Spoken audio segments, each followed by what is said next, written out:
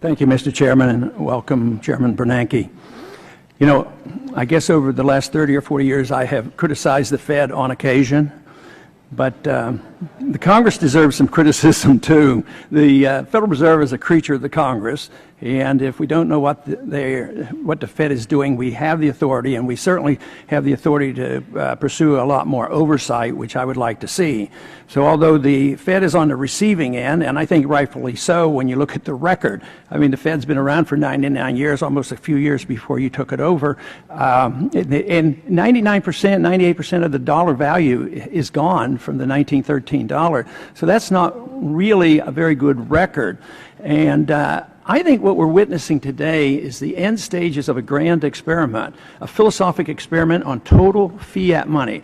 Yes, they've been debasing currencies for hundreds, if not thousands of years, and they always end badly. They always return to market-based money, which is commodity money, gold and silver.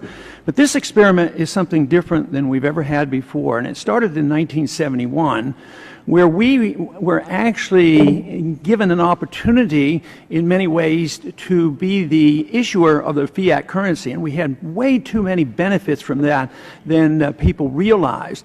But it's gone on for 40 years, and people keep arguing from the other side of this argument that it's working, it's doing well, and yet from my viewpoint and the viewpoint of the free market economists, all it's doing is building a bigger and bigger bubble.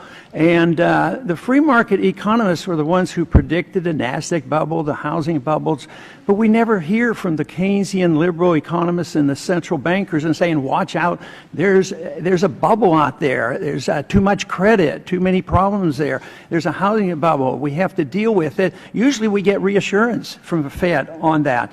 But I believe there's a logical reason for this, because the Federal Reserve is given a responsibility to protect the value of the dollar. That's what stable prices are all about.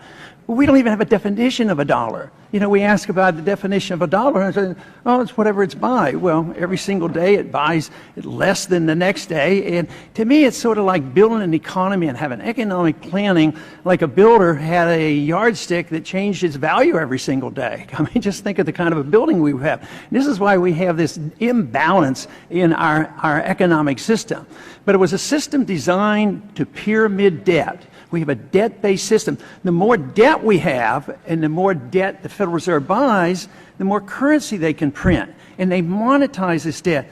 And no wonder we're in a debt crisis. It's worldwide. I think it's something we've never experienced before.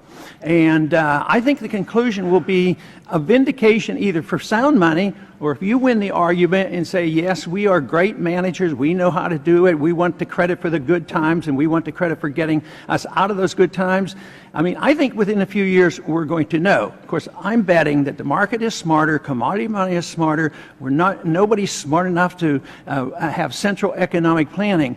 So I'm anxiously waiting for this day for the conclusion, because reforms have to come. They're already talking about, when you see Robert Zoellick talking about monetary reforms and talking about gold, our time has come for serious discussion on monetary reform. Thank you, Mr. Chairman.